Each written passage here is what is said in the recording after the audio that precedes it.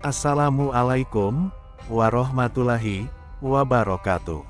Halo, apa kabar pemirsa channel Salesman Partikelir? Semoga senantiasa diberikan kesehatan dan keberkahan dalam menjalani hidup. Kali ini, kami akan menghadirkan sebuah kisah yang semoga dapat menjadikan inspirasi, pelipur lara, maupun teman rehat Anda semua. Selamat menyaksikan. Semoga terhibur. Ilmu rahasia Abu Nawas. Kadangkala untuk menunjukkan sesuatu kepada sang raja, Abu Nawas tidak bisa hanya sekedar melaporkannya secara lisan. Raja harus mengetahuinya dengan mata kepala sendiri, bahwa masih banyak di antara rakyatnya yang hidup sengsara. Ada saja praktek jual beli budak. Dengan tekad yang amat bulat Abu Nawas merencanakan menjual Baginda Raja. Karena menurut Abu Nawas hanya Baginda Raja yang paling patut untuk dijual.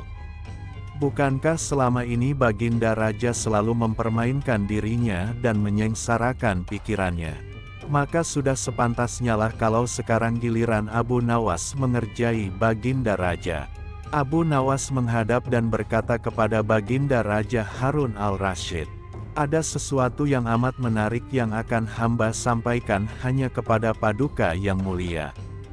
"Apa itu wahai Abu Nawas?" tanya Baginda langsung tertarik. "Sesuatu yang hamba yakin belum pernah terlintas di dalam benak Paduka yang mulia," kata Abu Nawas meyakinkan. "Kalau begitu cepatlah ajak aku ke sana untuk menyaksikannya," kata Baginda Raja tanpa rasa curiga sedikitpun. "Tetapi Baginda," kata Abu Nawas sengaja tidak melanjutkan kalimatnya. "Tetapi apa?" tanya Baginda tidak sabar. "Bila Baginda tidak menyamar sebagai rakyat biasa, maka pasti nanti orang-orang akan banyak yang ikut menyaksikan benda ajaib itu," kata Abu Nawas. Karena begitu besar keingintahuan Baginda Raja, maka beliau bersedia menyamar sebagai rakyat biasa seperti yang diusulkan Abu Nawas. Kemudian Abu Nawas dan Baginda Raja Harun al-Rasyid berangkat menuju ke sebuah hutan. Setibanya di hutan, Abu Nawas mengajak Baginda Raja mendekati sebuah pohon yang rindang, dan memohon Baginda Raja menunggu di situ. Sementara itu Abu Nawas menemui seorang badui yang pekerjaannya menjual budak. Abu Nawas mengajak pedagang budak itu untuk melihat calon budak yang akan dijual kepadanya dari jarak yang agak jauh. Abu Nawas beralasan bahwa sebenarnya calon budak itu adalah teman dekatnya. Oleh sebab itu Abu Nawas tidak tega menjualnya di depan mata. Setelah pedagang budak itu memperhatikan dari kejauhan, ia merasa cocok. Abu Nawas pun membuatkan surat kuasa yang menyatakan bahwa pedagang budak sekarang mempunyai hak penuh atas diri orang yang sedang duduk di bawah pohon rindang itu. Abu Nawas pergi begitu menerima beberapa keping uang emas dari pedagang budak itu. Baginda Raja masih menunggu Abu Nawas di situ, ketika pedagang budak menghampirinya. Lah belum tahu mengapa Abu Nawas belum juga menampakkan batang hidungnya. Baginda juga merasa heran mengapa ada orang lain di situ. "Siapa engkau?" tanya Baginda Raja kepada pedagang budak. "Aku adalah tuanmu sekarang," kata pedagang budak itu agak kasar. Tentu saja pedagang budak itu tidak mengenali Baginda Raja Harun al-Rasyid dalam pakaian yang amat sederhana. "Apa maksud perkataanmu tadi?" tanya Baginda Raja dengan wajah merah padam. "Abu Nawas telah menjual engkau kepadaku dan inilah surat kuasa yang baru dibuatnya," kata pedagang budak dengan kasar. "Abu Nawas menjual diriku kepadamu," kata Baginda makin murka. "Iya," bentak pedagang budak. "Tahukah engkau siapa aku ini sebenarnya?" tanya Baginda geram. "Tidak dan itu tidak perlu," kata pedagang budak seenaknya. Lalu ia menyeret budak barunya ke belakang rumah. Sultan Harun al-Rasyid diberi parang dan diperintahkan untuk membelah kayu. Begitu banyak tumpukan kayu di belakang rumah Badui itu sehingga memandangnya saja Sultan Harun al-Rasyid sudah merasa ngeri, apalagi harus mengerjakannya. Ayo kerjakan. Sultan Harun al-Rasyid mencoba memegang kayu dan mencoba membelahnya. Namun si Badui melihat cara Sultan Harun al-Rasyid memegang parang merasa aneh. Kau ini bagaimana?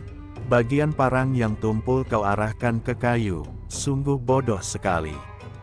Sultan Harun al-Rasyid mencoba membalik parang hingga bagian yang tajam terarah ke kayu. Lah mencoba membelah namun tetap saja pekerjaannya terasa aneh dan kaku bagi si Badui. Oh, beginikah derita orang-orang miskin mencari sesuap nasi, harus bekerja keras lebih dahulu. Wah, lama-lama aku tak tahan juga, gumam Sultan Harun al-Rasyid. Si Badui menatap Sultan Harun al-Rasyid dengan pandangan heran dan lama-lama menjadi marah. Lah merasa rugi barusan membeli budak yang bodoh. Hai Badui, cukup semua ini aku tak tahan. Kurang ajar kau, budakku harus patuh kepadaku, kata Badui itu sembari memukul Baginda. Tentu saja raja yang tak pernah disentuh orang itu menjerit keras saat dipukul kayu. Hai Badui, aku adalah rajamu, Sultan Harun al-Rasyid, kata Baginda sambil menunjukkan tanda kerajaannya. Pedagang budak itu kaget dan mulai mengenal Baginda Raja. Ia pun langsung menjatuhkan diri sembari menyembah Baginda Raja. Baginda Raja mengampuni pedagang budak itu karena ia memang tidak tahu. Tetapi kepada Abu Nawas Baginda Raja amat murka dan gemas. Ingin rasanya beliau meremas-remas tubuh Abu Nawas seperti telur. Baginda Raja pulang ke istana dan langsung memerintahkan para prajuritnya menangkap Abu Nawas. Tetapi Abu Nawas telah hilang entah kemana, karena ia tahu sedang diburu para prajurit kerajaan. Dan setelah ia tahu para prajurit kerajaan sudah meninggalkan rumahnya, Abu Nawas baru berani pulang ke rumah. Suamiku, para prajurit kerajaan tadi pagi mencarimu. Ya istriku, ini urusan gawat. Aku baru saja menjual Sultan Harun al-Rasyid menjadi budak. Apa, raja kujadikan budak? Kenapa kau lakukan itu suamiku? Supaya dia tahu di negerinya ada praktek jual beli budak. Dan jadi budak itu sengsara. Sebenarnya maksudmu baik, tapi Baginda pasti marah. Buktinya para prajurit diperintahkan untuk menangkapmu. Menurutmu apa yang akan dilakukan Sultan Harun al-Rasyid kepadaku? Pasti kau akan dihukum berat. Gawat, aku akan mengerahkan ilmu yang kusimpan. Abu Nawas masuk ke dalam. Ia mengambil air wudhu lalu mendirikan salat 2 rakaat. Lalu berpesan kepada istrinya apa yang harus dikatakan bila Baginda datang. Tidak berapa lama kemudian tetangga Abu Nawas geger, karena istri Abu Nawas menjerit-jerit. Ada apa? Tanya tetangga Abu Nawas sambil tergopoh-gopoh. Suamiku mati. Hah? Abu Nawas mati? Lia. Kini kabar kematian Abu Nawas tersebar ke seluruh pelosok negeri. Baginda terkejut. Kemarahan dan kegeraman beliau agak susut mengingat Abu Nawas adalah orang yang paling pintar menyenangkan dan menghibur Baginda Raja. Baginda Raja beserta beberapa pengawai beserta seorang tabib dokter istana, segera menuju rumah Abu Nawas. Tabib segera memeriksa Abu Nawas. Sesaat kemudian ia memberi laporan kepada Baginda bahwa Abu Nawas memang telah mati beberapa jam yang lalu. Setelah melihat sendiri tubuh Abu Nawas terbujur kaku tak berdaya, Baginda Raja merasa terharu dan meneteskan air mata. Beliau bertanya kepada istri Abu Nawas, "Adakah pesan terakhir Abu Nawas untukku?" "Ada paduka yang mulia," kata istri Abu Nawas sambil menangis. "Katakanlah," kata Baginda Raja. "Suami hamba, Abu Nawas, memohon sudilah kiranya Baginda Raja mengampuni semua kesalahannya dunia akhirat di depan rakyat," kata istri Abu Nawas terbata-bata. Baiklah kalau itu permintaan Abu Nawas, kata Baginda Raja menyanggupi. Jenazah Abu Nawas diusung di atas keranda. Kemudian Baginda Raja mengumpulkan rakyatnya di tanah lapang.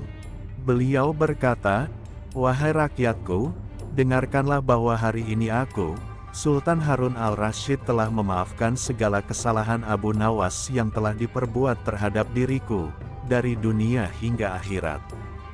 Dan kalianlah sebagai saksinya." Tiba-tiba dari dalam keranda, yang terbungkus kain hijau terdengar suara keras, "Syukur." Tanda seru petik 2, seketika pengusung jenazah ketakutan, apalagi melihat Abu Nawas bangkit berdiri seperti mayat hidup. Seketika rakyat yang berkumpul lari tunggang langgang, bertubrukan dan banyak yang jatuh terkilir. Abu Nawas sendiri segera berjalan ke hadapan Baginda. Pakaiannya yang putih-putih bikin Baginda keder juga. Kau sebenarnya mayat hidup atau memang kau hidup lagi?"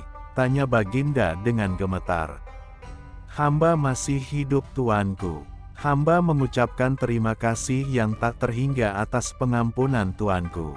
"Jadi kau masih hidup, ya, Baginda?" "Segar bugar, buktinya kini hamba merasa lapar dan ingin segera pulang." "Kurang ajar, ilmu apa yang kau pakai Abu Nawas?" "Ilmu dari Mahaguru Sufi guru hamba yang sudah meninggal dunia." "Ajarkan ilmu itu kepadaku." "Tidak mungkin Baginda, hanya guru hamba yang mampu melakukannya. Hamba tidak bisa mengajarkannya sendiri." "Dasar pelit." Baginda menggerutu kecewa. Begitulah pemirsa, Abu Nawas sekali lagi lolos dari hukuman Baginda Raja dengan kelihayannya. Demikian kisah untuk kali ini.